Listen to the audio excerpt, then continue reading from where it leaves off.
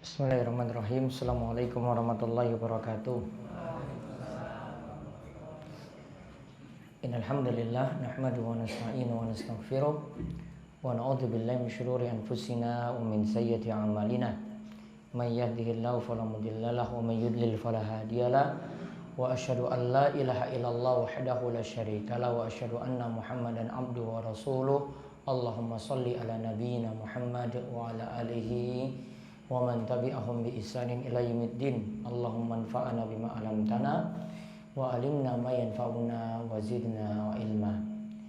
Baik, para jamaah sekalian, Bapak Ibu, para jamaah pengawasan malam Selasa yang mugi-mugi senantiasa dirahmati dan diberkahi oleh Allah Subhanahu wa taala.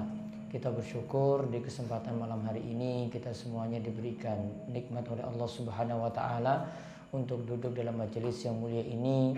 Mudah-mudahan Allah senantiasa melindungi kita dalam segala urusan dan memberikan kita keberkahan di mana saja kita berada, dan mudah-mudahan kita senantiasa diberikan ilmu yang bermanfaat dan diberi taufik juga untuk senantiasa mengamalkan ilmu tadi dalam amalan soleh. Baik, di kesempatan malam hari ini kita kembali akan melanjutkan pembahasan dari kitab Riyadhus Shalihin karya Imam Nawawi rahimahullah. Kali ini kita masih berada dalam pembahasan yakin dan tawakal. Insyaallah kita akan melihat dua hadis. Yang pertama hadis tentang tawakalnya burung, kemudian yang kedua tentang doa sebelum tidur yang berisi tentang tawakal kita, kepasrahan kita pada Allah Subhanahu wa taala. Kita lihat hadis ke-6 atau hadis nomor 79 dari kitab Riyadhus Shalihin, nomor 6 dari bab ini, yaitu dari Umar radhiyallahu anhu. Umar mengatakan, sami'tu Rasulullah sallallahu alaihi wasallam yaqul. Aku pernah mendengar Rasulullah sallallahu alaihi wasallam bersabda, "Lau annakum tawakkaluna 'ala Allahi haqqa tawakkuli la razaqakum kama yarzuqut tayr taqudu khimasan wa taruhu bitana." Kata Nabi SAW, seandainya kalian itu sungguh-sungguh bertawakal kepada Allah haqqa tawakkuli, dengan sebenar-benarnya tawakal, maka benar-benar Allah akan memberikan rizki kepada kalian, yaitu takdu khimason, pergi pagi dalam keadaan khimason, perut kosong, wataruhu bitona, dan kembali di sore hari dalam keadaan kenyang. Kita lihat di sini kalimat yang digunakan oleh Nabi SAW, penegasan dari beliau. Yang pertama dengan huruf anna, yaitu lau annakum, artinya sesungguhnya. Kemudian tatawakkaluna 'alallahi, kalian benar-benar bertawakal pada Allah haqqa tawakkuli, dengan sebenar-benarnya tawakal. Maka depan sudah pakai anna, kemudian di kalimat selanjutnya pakai haqqa tawakkuli, benar-benar tawakal. Artinya di sini Nabi SAW ingin tegaskan kita diperintahkan untuk menguatkan tawakal kita pada Allah, yaitu pasrahnya penuh pada Allah Subhanahu wa taala, enggak separuh-separuh. Andai kamu bertawakal pada Allah, benar-benar tawakal, benar-benarnya itu diulang 2 kali. Jadi benar-benar ditegaskan di sini. Kamu tawakal yang benar, diulanginya lagi, kamu tawakal yang benar. Kalau dalam bahasa Indonesia nggak ada pengulangan penegasan seperti itu, namun dalam bahasa Arab, keistimewaan bahasa Arab, dengan rasanya kita bisa perhatikan di sini penegasannya diulang 2 kali. Andai kamu mau bertawakal dengan benar, diulang lagi dengan benar-benar bertawakal. Jadi kita diperintahkan sungguh-sungguh dalam bertawakal pada Allah. Maka balasannya sungguh Allah. La di depan ini lamu taukid, yaitu yang dimaksudkan adalah sungguh. Jadi tadi sudah tawakal, balasannya lagi sungguh lagi. Artinya Allah akan memenuhi janjinya tadi. Yaitu kalau kalian bertawakal dengan benar, maka Allah akan memberikan rezeki kepada kalian. Allah akan memberikan rezeki kepada kalian. Lalu Nabi memberikan permisalan, kama yarzuqut thair.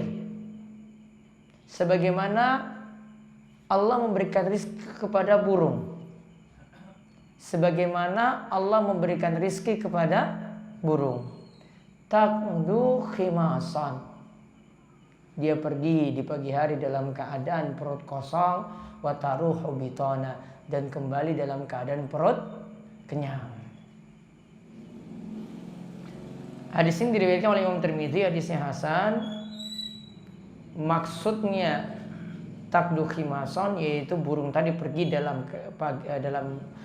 waktu pagi, pergi pagi hari dalam keadaan khimason, perut kosong. Wataruhu yaitu tarji, dia itu kembali di sore hari dalam keadaan betona, perut yang berisi. Maka faedah yang kita bisa ambil dari hadis ini, yang pertama, kita diperintahkan untuk tawakal pada Allah. Tawakalnya pun di sini yang diajarkan oleh Nabi SAW, tawakalnya sungguh-sungguh. Enggak separuh-separuh. Enggak separuhnya itu pada selain Allah, separuhnya pada Allah. Benar-benar seluruh tawakalnya dia serahkan pada Allah Subhanahu wa taala. Rasa yakin dia serahkan pada Allah. Allah nanti akan memberikan jalan keluar padanya. Allah yang akan memberikan rezeki padanya.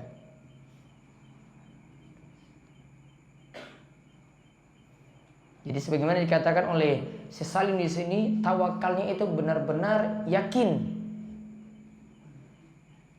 Yakinnya itu penuh. Rasa yakinnya pada janji Allah itu penuh yang dia serahkan pada Allah. Kemudian faedah yang kedua, orang yang tawakal rizkinya akan mudah. Orang yang tawakal itu rizkinya akan mudah. Itu janji tadi dari Nabi SAW. Kama yarzuqut thair, la razaqakum kama yarzuqut thair. Sungguh kalian itu akan mendapatkan rizki. Allah akan memberikan rizki kepada kalian. Artinya sudah dijanjikan. Kalau di depan tadi tawakalnya benar-benar penuh pada Allah, sungguh-sungguh pada Allah, Allah janjinya akan memberikan rizki. Berarti sebab rizki itu mudah datang kalau kita benar-benar tawakal pada Allah Subhanahu wa taala. Janji Allah pasti akan ditunaikan. Tidak mungkin Allah Subhanahu wa taala mengingkari janjinya. Kemudian di sini kita lihat lagi tawakal yang dicontohkan oleh Nabi SAW. Beliau misalkan dengan burung. Burung tetap dalam sangkarnya, tetap di dalam tempatnya, ataukah burung di sini cari makan? Burung cari makan. Berarti kesimpulannya yang ketiga, yang namanya tawakal harus ada cari sebab. Tawakal itu harus dengan cari sebab. Harus ada usaha.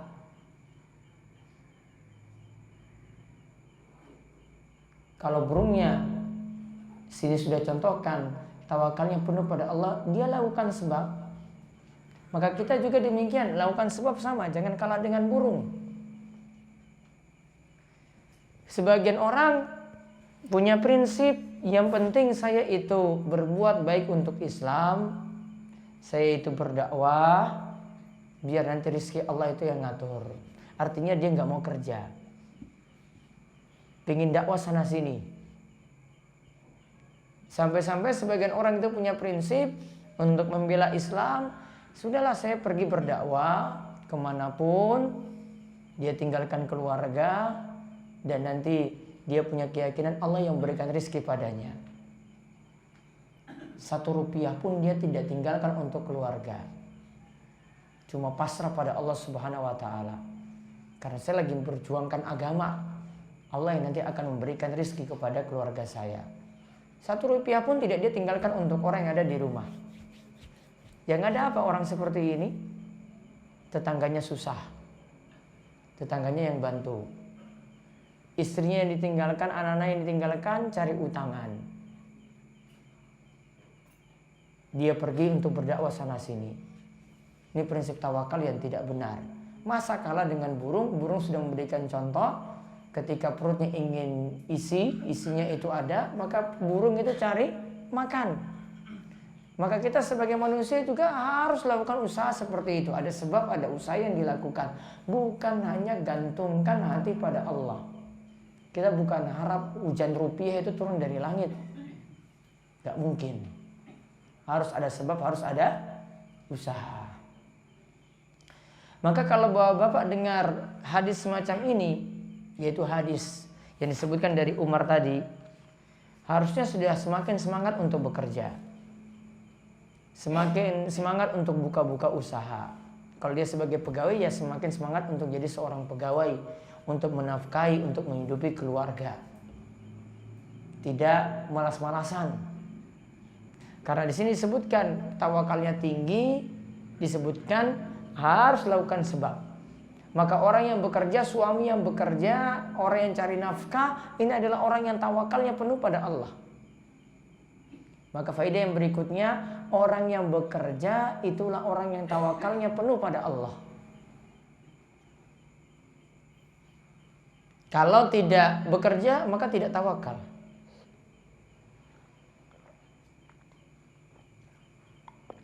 Kalau tidak bekerja, maka tidak tawakal.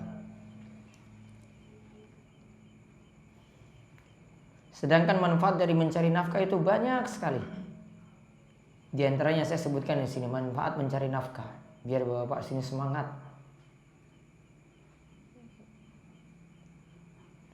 untuk mencari nafkah. Keutamaan yang pertama yang dalam hal mencari nafkah. Mencari nafkah itu lebih afdol daripada sedekah sunnah. Mencari nafkah dan kita nafkahi keluarga itu lebih afdol daripada sedekah sunnah. Kita punya tetangga yang miskin, kita beri pada tetangga yang miskin dibandingkan dengan kita beri kepada istri kita yang butuh, maka pahalanya lebih besar diberikan kepada istri yang butuh, bukan kepada tetangga tadi. Kalau kita bandingkan, yang lebih besar itu adalah kepada istri, kepada anak-anak, bukan kepada tetangga.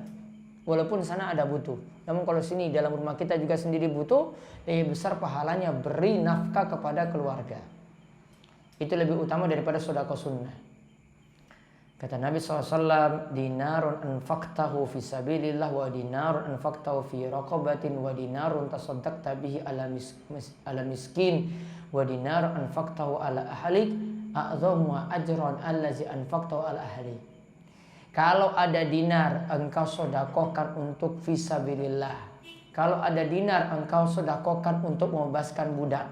Kalau ada dinar engkau gunakan untuk memberikan sedekah pada orang miskin. Dan ada dinar yang engkau itu gunakan nafkahi keluarga. Kata Nabi SAW, lebih besar pahalanya engkau menafkahi keluarga. Lebih besar pahalanya engkau menafkahi keluarga.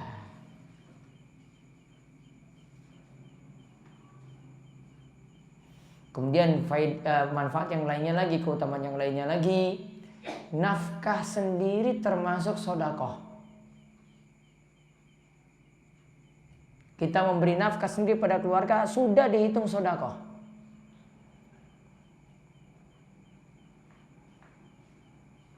Kata Nabi SAW, ma'at'amta nafsaka fawwalaka sadaqah wa ma'at'amta waladaka fawwalaka sadaqah wa ma'at'amta zawjatak fawwalaka sadaqah wa ma'at'amta khadimaka fawwalaka sadaqah.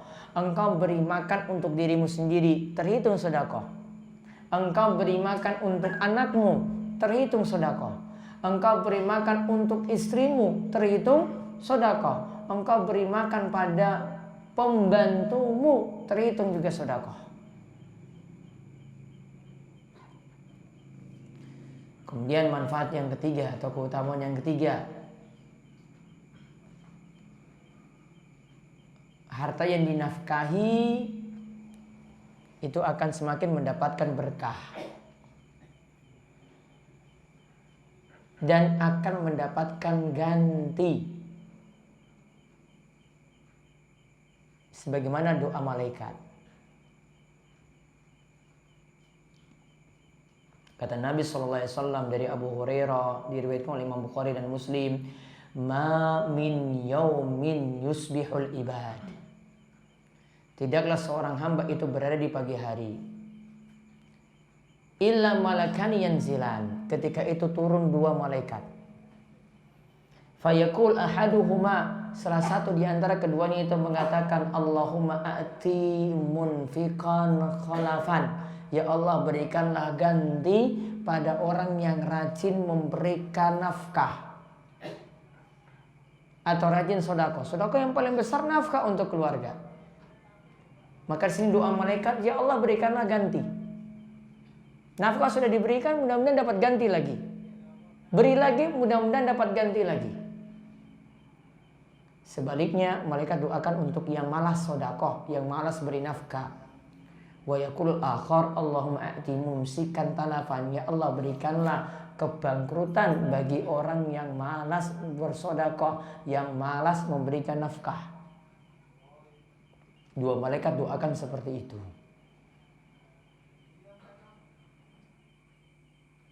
Maka ini diantara tiga, ini tadi diantara keutamaan memberi nafkah kepada keluarga. Sehingga harus semakin rajin untuk memperhatikan nafkah kepada keluarga.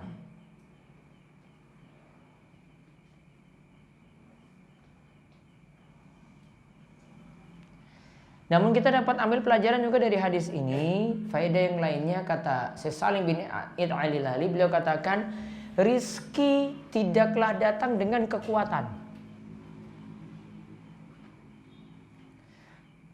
namun rizki itu datang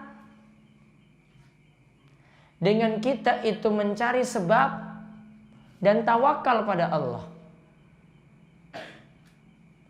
Karena kalau dengan kekuatan, orang yang paling kuat, orang yang banting tulang dari pagi sampai sore, harusnya dia yang dapat gaji lebih banyak. Harusnya dia yang punya uang lebih banyak. Kalau dengan kekuatan loh, dengan otot. Kalau rizki itu dilihat dari berbanding dengan otot yang diberikan, yaitu kekuatan yang diberikan, lihat dari kekuatan orang, bukan dari besarnya tawakal, bukan dari sebab yang dia lakukan dan tawakal tadi, maka tentu yang badannya kokoh, yang rajin kerja, yang mikul-mikul berat, dia yang rizkinya paling banyak. Ternyata tidak demikian kan? Ternyata tidak demikian. Bukan dilihat dari orang yang banting tulang. Ada orang yang bekerja cuma biasa saja. Dia buka jualan di pagi hari. Ya mungkin dia buka di sekitar jalan Imogiri ini, jajanan untuk anak-anak yang butuh sarapan pagi. Pernah lihat nggak dia buka sampai siang atau cepat dia tutupnya? Cepat habisnya apa? Bukanya sampai siang? Cepat habisnya rata-rata. Karena memang Nabi SAW memang mendoakan waktu pagi. Allahumma barik li ummati fi bukuriya. Ya Allah berkahilah umatku di waktu paginya. Maka kalau orang itu manfaatkan waktu pagi untuk dagang juga, biasanya cepat laris. Nah kita lihat di sini orangnya bekerja sebentar saja. Buka jualan sebentar. Nah Masya Allah, Allah memberikan rizki pada dia itu yang lebih banyak. Dibandingkan tadi ada orang yang bekerja banting tulang dari pagi sampai sore, dari jam 8 sampai siang, atau ada yang sampai malam sekalipun. Namun rizkinya segitu-segitu saja. Jadi rizki datang itu bukan karena kekuatan kita, bukan dari otot kita, bukan dari perjuangan kita bekerja dari pagi sampai sore. Atau bahkan ada yang sibuk cuma ya untuk dapat rizki tadi, pergi habis subuh pulang itu jam 8 malam, jam 9 malam. Sebagaimana kita lihat aktivitas di kota-kota besar. Kalau Jogja belum kan? Ya, ada yang pergi habis subuh sini, pulang jam 9 malam ada? Nggak ada, wong ini ngaji semua. Ya, coba lihat di kota-kota besar, coba di Jakarta sana. Perginya habis subuh, pulang jam 9 malam. Ya, jam 9 malam, perhatian untuk keluarga kurang. Ya, gajinya seperti itu saja. Ada yang gajinya seperti itu. Ada yang bekerja cuma buka bengkel, buka warung, bisa dapat gaji yang sama. Dan dia masih bisa memberikan perhatian kepada keluarga. Kadang itu kita terlalu paksa untuk dapat pekerjaan seperti itu. Perjuangkan dapat pekerjaan seperti tadi, namun ada dampak-dampak jeleknya untuk keluarga kita. Padahal tadi sekali lagi, rezeki datang itu bukan dari otot, bukan dari kekuatan, namun dari apa? Besarnya tawakal kita pada Allah. Kuncinya itu pada tawakal. Mudah-mudahan dengan tawakal kita dan kita itu berjuang untuk mencari nafkah, Allah membukakan pintu rezeki yang banyak bagi kita sekalian. Kemudian hadis yang ketujuh atau hadis nomor 80 dari Abu Umarah Al-Barra bin Azib radhiyallahu anhu. Ia mengatakan Rasulullah Shallallahu Alaihi Wasallam bersabda. Ini tentang doa yang dibaca sebelum tidur. Berarti bapak ibu-ibu itu diajarkan ada adab-adab, nggak langsung rebah begitu saja ketika berada di tempat tidur, merem begitu saja ketika berada di tempat tidur. Ada adab-adab. Kalau dalam hadis ini nantinya kita lihat, adab ini diajarkan juga bagaimana kita punya rasa yakin yang besar pada Allah. Bagaimana tawakal kita juga pada Allah. Di samping itu ada adab-adab yang lainnya. Tambah lagi dengan hadis-hadis yang lainnya, makin lengkap lagi kita melakukan adab-adab sebelum tidur. Coba kita lihat hadisnya. Rasulullah SAW bersabda, ya fulan, idza awaita ila firashika. Wahai fulan, jika engkau ingin membaringkan badanmu pada tempat tidurmu, fakul, maka ucapkanlah doa ini. Allahumma aslamtu nafsi ilaik. Ya Allah, aku pasrahkan diriku itu kepadamu. Wa wajjahtu wajhi ilaik. Ya Allah, aku hadapkan wajahku itu kepadamu. Wa fawattu amri ilaik. Dan aku serahkan urusanku kepadamu. Wa alja'tu zahri ilaik. Dan aku baringkan punggungmu itu kepadamu.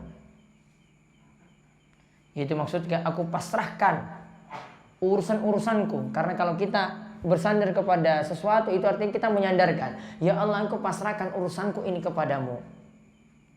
Rokbatan wa rohbatan ilaik. Dengan penuh rasa harap. Wa rohbatan, dengan penuh rasa takut kepadamu ya Allah. La malja'a wa la manja minka illa ilaik.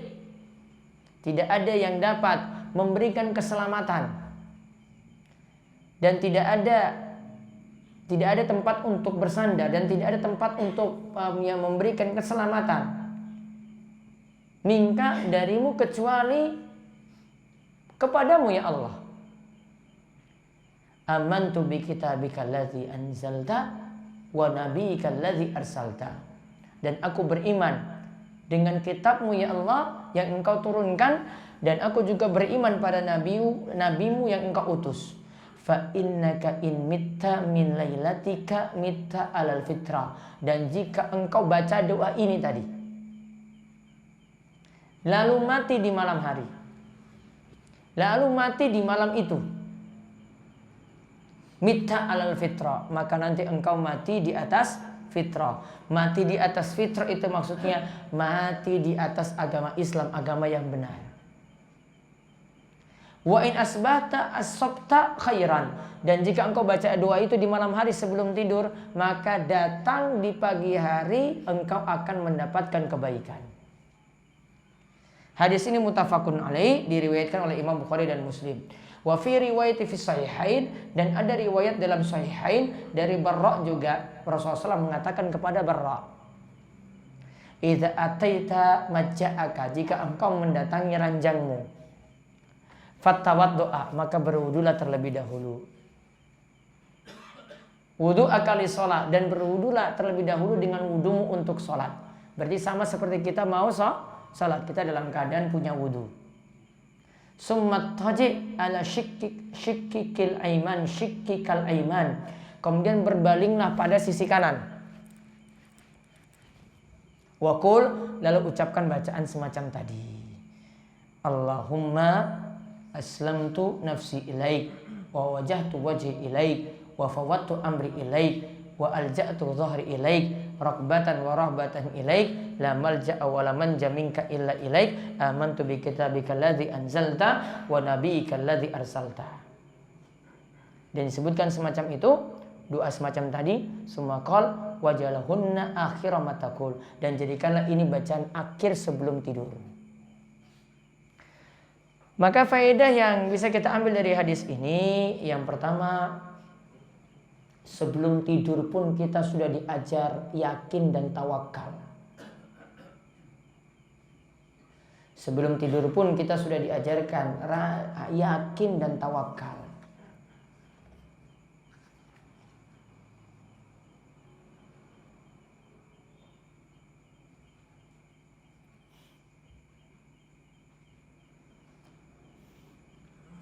Coba lihat kalimatnya. Allahumma aslamtu nafsi ilaik. Ya Allah, aku serahkan diriku itu padamu. Pasrah berarti pada Allah. Bisa jadi ini adalah waktu tidurnya yang terakhir. Dia pasrah kalau ini memang adalah akhir dari hidupnya. Wa wajhatu wajhi ilaik, dan aku hadapkan wajahku kepadamu ya Allah. Yaitu maksudnya, kata Syekh Salim, beliau katakan hadapkan wajah ini adalah cari ridha Allah dan qani'an, dan ingin pasrah pada Allah Subhanahu wa taala, menerima apa yang Allah Subhanahu wa taala berikan. Jadi dia ridho, dia cari ridhonya Allah dengan menghadapkan wajahnya kepada Allah. Isi yang ketiga, wa fawattu amri ilaik. Maksudnya sini adalah tawakkaltu, aku pasrahkan urusanku kepadamu ya Allah, yaitu aku tawakal kepadamu. Kemudian wa alja'tu dhahri ilaik, dan aku menyandarkan urusanku juga kepadamu ya Allah. Berarti kita kalau lihat di sini ada 4 isi doa yang penting di sini. Yaitu yang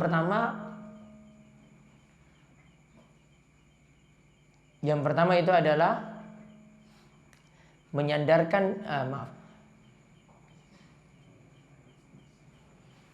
aslamtu, yaitu kita menyerahkan diri kita pada Allah. Yang pertama kita menyerahkan diri kita kepada Allah. Kemudian yang kedua, wajahtu wajhi, yaitu cari ridhonya Allah. Yang pertama tadi apa? Menyerahkan diri kita pada Allah. Yang kedua, kita cari ridhonya Allah. Jadi kita harap Allah Subhanahu wa taala meridai kita. Yang ketiga, kita pasrahkan atau tawakalkan urusan kita pada Allah. Jadi biar Allah yang memberikan hasil. Kalau sini adalah usaha, kita punya bisnis, biar nanti Allah yang memberikan keberuntungan kita yang banyak. Kalau kita ingin berobat, biar nanti Allah Subhanahu wa taala yang menyembuhkan. Kalau kita dalam bekerja, biar nanti Allah Subhanahu wa taala yang memberikan hasil yang terbaik. Kemudian yang keempat, kita sandarkan diri kita agar dijaga oleh Allah. Kita sandarkan diri kita agar dijaga oleh Allah, karena Allah yang menjaga kita. Itu pada kalimat tadi, wa alja'tu dhahri ilaik. Nah ini kalau bisa dihafalkan. Ini ada pada zikir-zikir sebelum tidur. Sudah pernah dapat zikir pagi petang belum yang saya tulis? Sudah. Ada situ di bagian zikir sebelum tidur ada bacaan ini. Kalau nggak hafal-hafal ya dibuka aja terus nggak apa-apa. Jadi baca ulang-ulang terus Ya, itu nanti jadi hafal. Dilanjutkan lagi nanti rokbatan wa rohbatan ilaik, la malja'a wa la manja minka illa ilaik, amantu bi kitabika alladzi anzalta wa nabiyyika alladzi arsalta. Kalimat ini dilanjutkan sampai situ. Nah, lafaz ini baiknya tidak diubah-ubah. Ya, lafaz ini baiknya tidak diubah-ubah. Ada seorang sahabat yang bacanya gini, lihat kalimatnya tadi ya. Wa nabiyyika allazi arsalta. Pakai nabiyyika ya. Sahabat ada yang ganti. Wa rasulika allazi arsalta. Ini kan kalimatnya pakai nabi nggih. Nah, sahabat ini ganti wa rasulika allazi arsalta, dan dengan rasulmu yang telah engkau utus. Aku beriman dengan rasulmu yang telah engkau utus. Namun dalam hadis dikatakan dengan nabimu yang telah engkau utus. Beda enggak maknanya? Sama enggak? Sama. Lafaznya beda enggak? Ucapannya beda enggak? Beda. Nabi SAW tegur. Kamu tadi bacanya wa rasulika allazi arsalta. Harusnya kamu baca wa nabiyyika allazi arsalta. Maka faedah yang berikutnya, kita lebih bagus mengikuti petunjuk Nabi, enggak diubah-ubah. Kita lebih bagus mengikuti petunjuk Nabi, tidak diubah-ubah.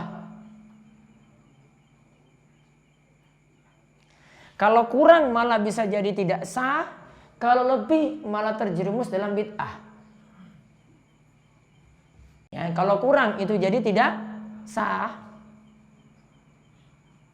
Sholatnya 4 rakaat, kurang kan jadi 3 rakaat. Sah atau tidak? Tidak sah. Kalau ini dalam hal-hal yang wajib ya, kita kurangi jadi tidak sah, bisa jadi tidak sah.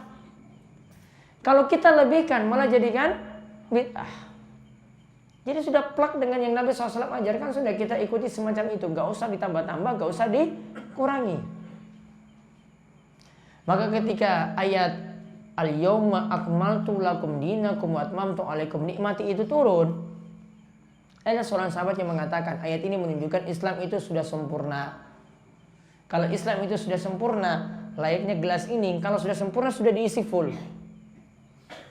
Kalau dikurangi jadi tidak sempurna lagi.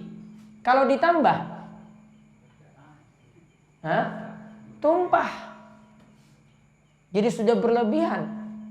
Kita tidak butuh ada penambahan. Maka dalam ajaran agama kita cukup seperti yang Nabi SAW itu ajarkan. Tidak perlu kita kurangi, tidak perlu kita tambah. Atau sebagaimana kata Ibnu Mas'ud, ittabi'u wa la tabtadi'u faqad kufitum. Ikuti saja petunjuk Nabi SAW, jangan buat-buat bid'ah. Maka itu sudah mencukupi kalian. Jadi kalau ikuti petunjuk Nabi SAW, kita sudah selamat. Tidak perlu ditambah-tambah lagi, tidak perlu dikurangi-kurangi lagi. Itu prinsip. Jadi ajaran kita jadi simpel sekali. Beda kalau kita itu nambah-nambah, beda kalau kita itu kurang-kurangi. Kalau sudah ada yang Nabi SAW ajarkan seperti ini, kita nambah-tambah malah jadi masalah. Mau dengan sholat kita, nanti sampai di bulan Ramadan juga amalan-amalan itu banyak yang ditambah-tambah. Ya, yang kurang-kurang juga banyak, yang ditambah-tambah lebih banyak lagi. Coba syariat-syariat kalau kita sampai di bulan Ramadan itu tambah-tambahnya itu banyak sekali. Mau masuk bulan Ramadan masih punya keyakinan, wah saya harus keramasan dulu. Di Mugiri masih punya keyakinan kayak gini nggak? Tiang-tiang sepuh biasanya. Atau masih diwarisi lagi ke anak putune? Masih. Masuk bulan Ramadan mau tanggal 1 besok, ya pokoknya harus keramas dulu. Kalau pas tanggal 1 sudah tahu dia itu nggak keramas, tanya, saya kira-kira ini puasa saya sah atau tidak? Apa kaitannya keramas dengan masuknya bulan Ramadan dengan sah atau tidaknya? Tidak ada. Nambah-nambah. Nggak perlu ditambah-tambah. Cukup ketika masuk bulan Ramadan, kalau wanita masih haid ya sudah, tunggu sampai suci. Namun ketika masuk tanggal 1 dia mau menjalankan puasa pada tanggal 1 sudah berhenti darah haidnya, ya sudah baru diperintahkan untuk keramas, diperintahkan untuk mandi. Kalau tidak ada sebab-sebab seperti itu maka tidak diperintahkan. Jangan nambah-nambah. Coba lihat sederhana, satu kalimat saja diubah. Ini bukan ditambah, namun diubah, diganti. Wa nabiyika diganti wa rasulika. Nabi tegur. Apalagi ini sampai nambah. Ini baru ganti teksnya. Maknanya nggak beda jauh. Nabiyika dengan wa rasulika. Itu saya Nabi SAW tegur. Nggak perlu kamu ganti. Sudah seperti itu lebih bagus. Maka kita tidak perlu tambah-tambahan. Ibadah di sini cukup seperti yang Nabi SAW itu ajarkan. Kemudian faedah yang lainnya lagi dalam hadis ini diajarkan tentang adab-adab tidur. Yang pertama, adab tidur yang diajarkan berwudu. Berwudu sebelum tidur.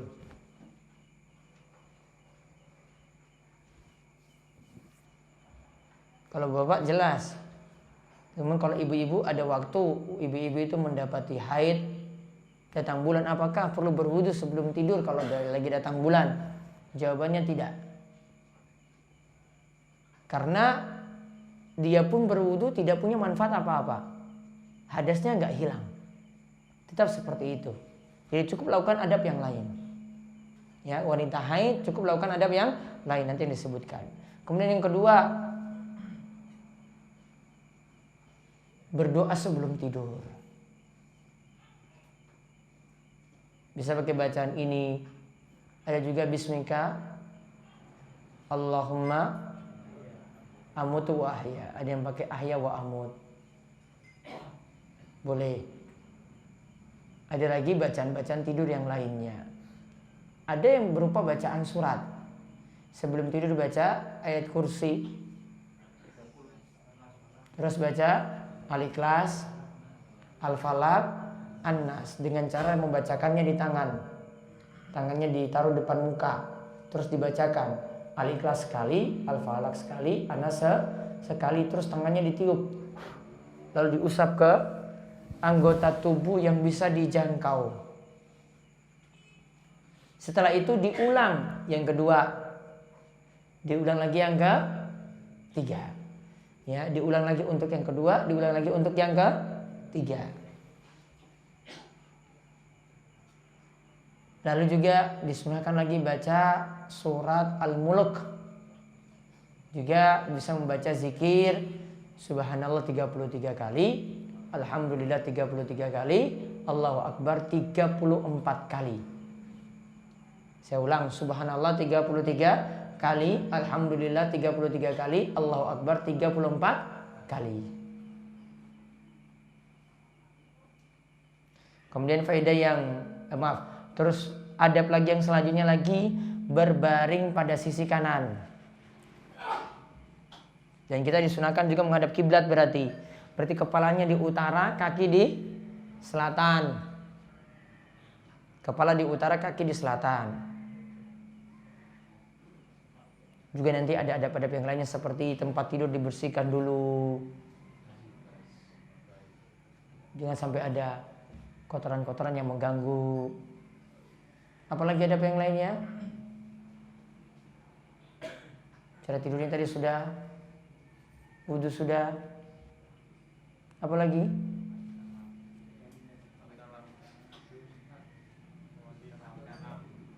Oh, Pak Kus. Sholat sudah wudu, kalau habis wudu kemudian dia sholat, habis itu baca doa ini boleh. Matikan lampu. Sebenarnya hadisnya itu bukan matikan lampu. Hadisnya itu tekstualnya itu matikan api ketika dulu di masa Nabi SAW penerangan itu yang ada menggunakan, kalau kita di zaman ini itu masih menggunakan obor. Maka diperintahkan untuk matikan obor tadi karena bahaya kalau dibiarkan. Jadi pahami secara tekstual, jangan dibawa ke masalah modern saat ini. Apakah mematikan lampu itu wajib? Enggak. Kalau jenengan bahas dari sisi kesehatan itu lain lagi. Kita bahas pahami hadis. Kalau pahami hadis, pahami secara tekstual. Ya, yang dipahami secara tekstual, dulu di masa Rasul itu enggak ada lampu. Kalau diterapkan saat ini, bukan lampu. Namun matikan apa? Ada api-api yang masih nyala, kompor masih nyala, matikan. Itu maksudnya. Namun kalau dari sisi kesehatan itu bahas tentang lampu, monggo. Ya, oh ini manfaatnya untuk penglihatan seperti ini, yo silakan. Namun itu bukan jadi keharusan mengikuti dalil. Dalilnya nggak dipahami seperti itu, sebagaimana dijelaskan oleh Syekh Muhammad bin Shalih Al-Utsaimin. Pahaminya apa yang terjadi di masa Nabi SAW. Dulu lampunya pakai apa? Karena kalau itu dibiarkan, tikus lewat, jatuhkan obor tadi, ya sudah rumah terbakar. Kalau sekarang nggak dimatikan rumah terbakar nggak? Nggak dimatikan rumah terbakar nggak? Tetap nyala terus? Enggak. Namun ada yang nyaman dengan nyalakan lampu, ada yang nyaman dengan matikan lampu, ya monggo silakan. Ini tidak jadi keharusan di dalam adab-adab sebelum tidur. Nah, sampai di situ adab-adab tadi.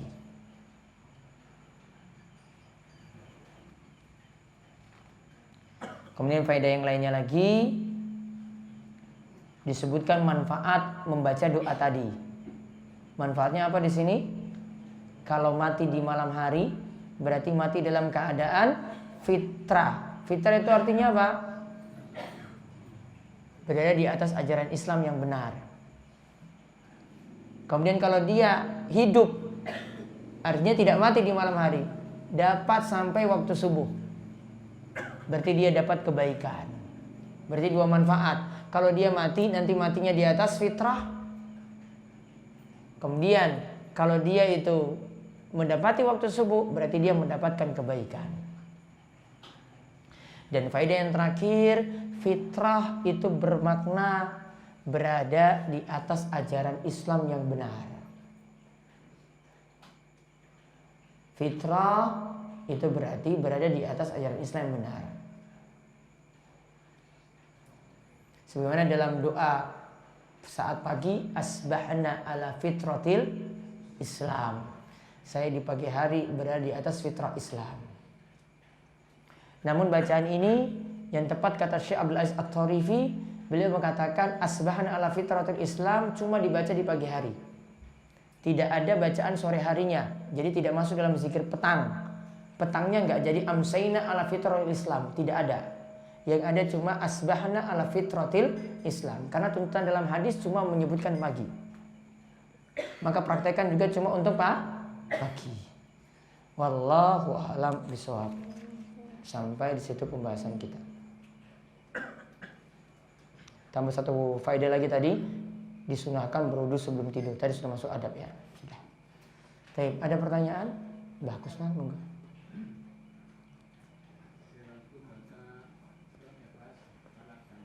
Ya.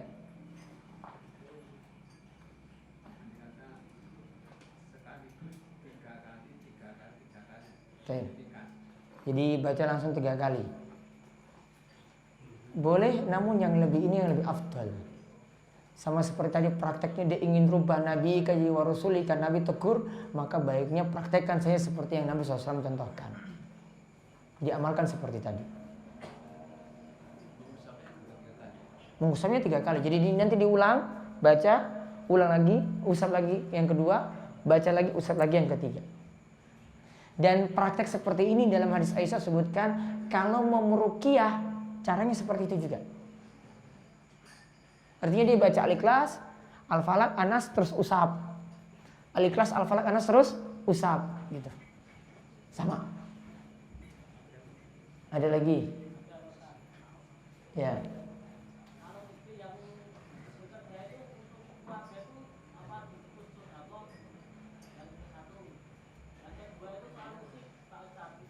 Tadi apa yang satu apa tadi? Kalau beri sudah dihitung sedekah. Istri yang bekerja terus. Istri asalnya kalau bekerja ya untuk dirinya sendiri, dia nggak punya tugas untuk nafkahi keluarga. Yang punya tugas nafkahi keluarga ya jenengan, bapak-bapak. Ya untuk penuhi tabungannya sendirilah. Kalau saya bilang seperti itu. Ya, yang dihitung sedekah jenengan yang ini. Jangan pasrahkan pada istri. Ya, yang ditanyakan apa? Orang pernah nggak tenang itu dengar musik? atau dampak buruknya lebih banyak?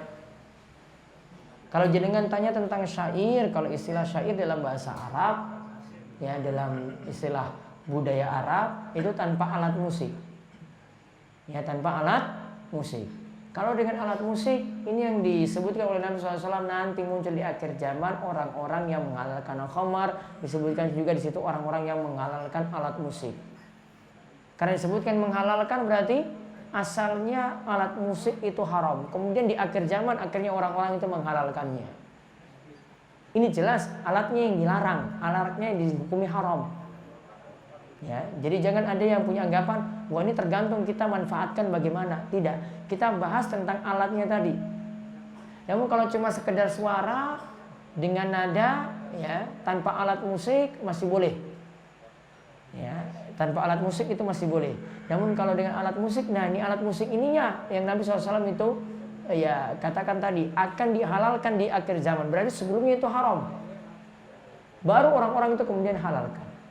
Nah, maka dibedakan dua hal seperti itu. Ada yang dengan alat musik, ada yang tidak. Kalau dengan alat musik alat musik tidak boleh. Kalau dengan tanpa alat musik masih boleh. Ya, jadi kalau dengan alat musik tidak boleh, kalau tanpa alat musik boleh. Ada lagi?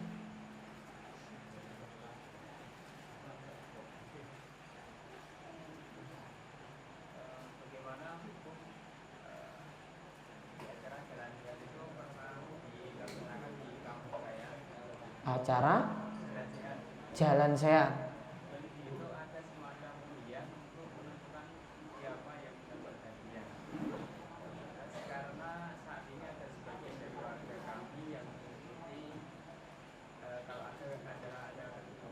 Itu jalan santai ya? Apa sepeda santai? Jalan. Pesertanya ditarik iuran nggak? Tarik iuran berapa? 3.000. Hadiahnya apa? Oh, kambing. Kambing TV gitu ya, macam-macam seperti tadi. Intinya perlu dipahami yang namanya judi atau diistilahkan dalam Al-Qur'an itu dengan maisir. Ya. Yang dimaksudkan yang judi itu ada untung-untungan. Sebagian itu dapat untung besar, yang lain itu dapat rugi besar. Contohnya di sini adalah dalam sebuah perlombaan yang di situ masing-masing peserta itu memasang taruhan masing-masing. Setiap pesertanya itu masang taruhan masing-masing. Nah, ketika dipasang taruhan tadi, kemudian diambillah siapa yang nanti dari undian tadi siapa yang menang atau siapa yang beruntung. Maka aslinya kalau sepeda santai atau jalan santai tadi, kalau iurannya itu dari peserta, maka akan dihukumi sama seperti itu. Artinya kalau ini iuran dari peserta, bukan dari pihak ketiga yang memberikan hadiah, peserta itu masing-masing iuran. Walaupun 3.000 tadi baiknya dihindari. Karena ini sama saja untung-untungan yang tadi spekulasi tinggi, dan inilah yang ada dalam maisir. Ini maisir bentuk modern seperti itu. Jadi baiknya tidak diikuti. Kalau hadiahnya dari orang ketiga boleh. Kalau dari sama peserta tidak boleh. Jadi misalnya ada turnamen voli, terus orang yang ketiga yang kasih hadiah, peserta gratis ikut saja, nggak ada masalah karena dari pihak ketiga. Namun kalau dari sama peserta, nah itu tadi sama dengan hukum judi. Ya, kalau dulu judi itu pakai kartu, nah ini judinya tadi pakai uang pendaftaran tadi. Ada lagi? Ya, Pak itu. Waalaikumsalam.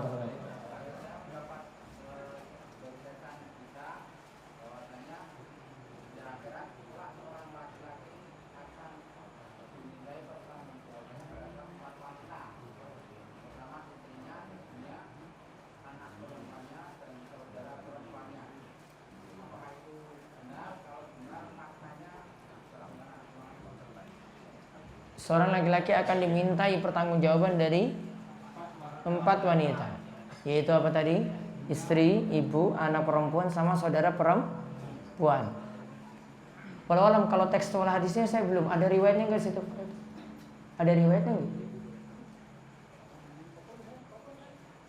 Hadis riwayat siapa gitu? Atau cuma pernyataan aja?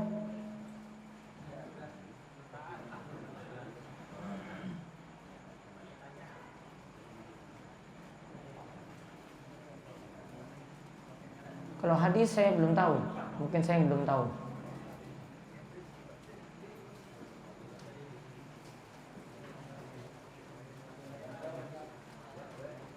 Gak ada. Coba nanti jadi PR, nanti saya cari.